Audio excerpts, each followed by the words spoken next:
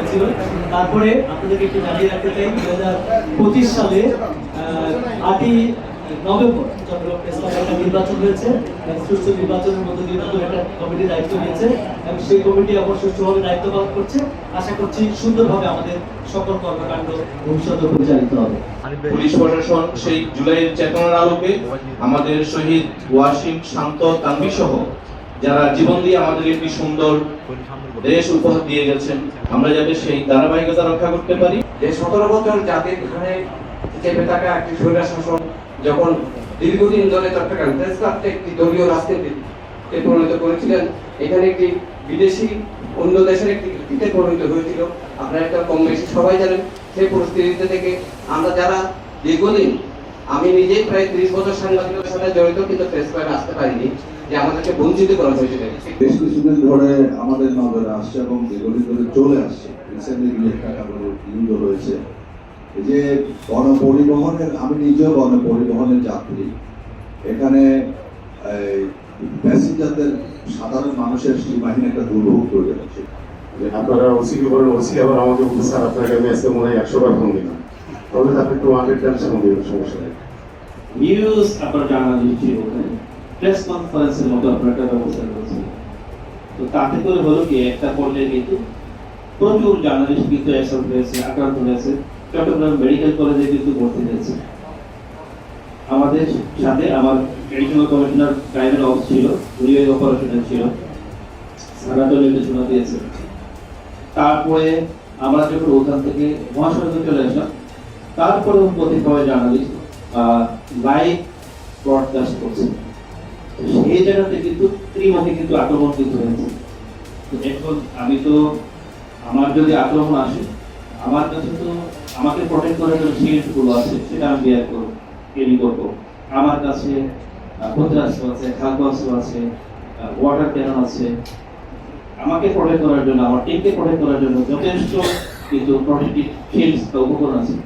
আপনার কি আছে একটা হেলমেট ছাড়া? প্রায় সময় আপনাদের সাথে আমার সাক্ষাৎকার হয়, আপনাদের সাথে ফোনে কথা হয়।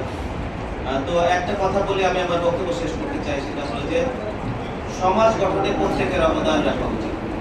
আমরা যে যার অবস্থানে আছি, সে তার অবস্থান থেকে যাতে আমরা সমাজ গঠনে, আমরা পরিবর্তিত যে সমাজটা গঠন করতে চাচ্ছি, সেই সমাজটা গঠন করতে চাই, সেই সমাজ গঠনে আমরা প্রত্যেকের অবদান চাই।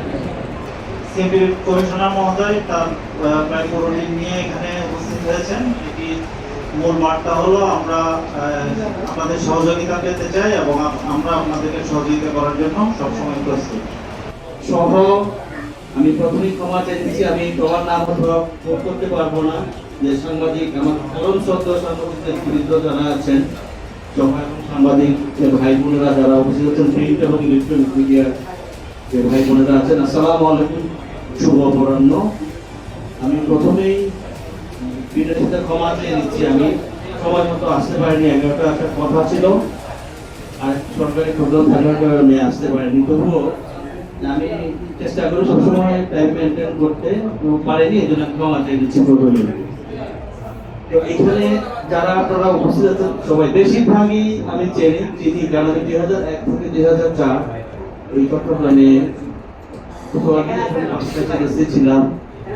এরপরে আমাদের মুরাদ ভাই বলেছে ডিসি ছিলাম, এখানে আমি কাজ করেছি।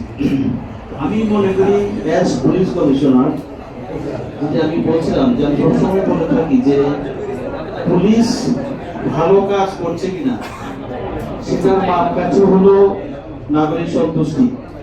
নাগরিক সন্তুষ্টি আসলেই ভিতর যে পুলিশ ভালো কাজ করছে। আমি যতই বলি ভালো কাজ করছি, সেটি নয়।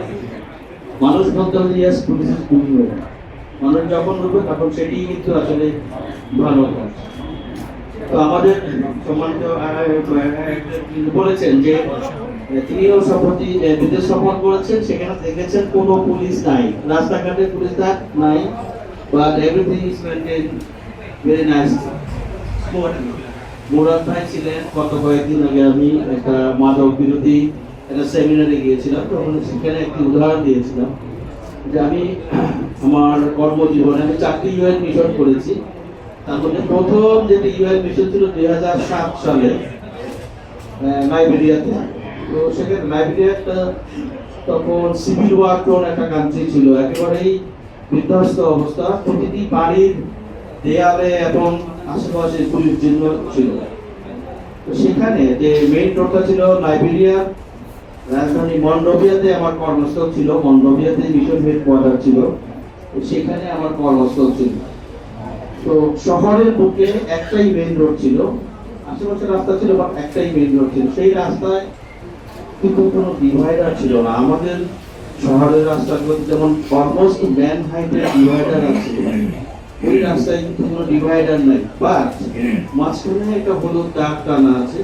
এই দাগটা কিন্তু আমি এই উদাহরণটা সবসময় দিয়ে থাকি, কারণ এটা একটা আমার কাছে আমার কর্মজীবনে মনে হয়েছে যে একটু বলা উচিত, যে সেখানে কোনো মানুষ কোনো যানবাহন কিন্তু সেই যে মাঝখানের হলুদ দাগটা যতই ব্যস্ত থাকুক সে কিন্তু কিছুতেই ভায়োলেশন করছে না, কিন্তু পিছনে গাড়ি আছে এমন মেনে চলছে। সেখানেও কিন্তু খুব বেশি পুলিশ ছিল না।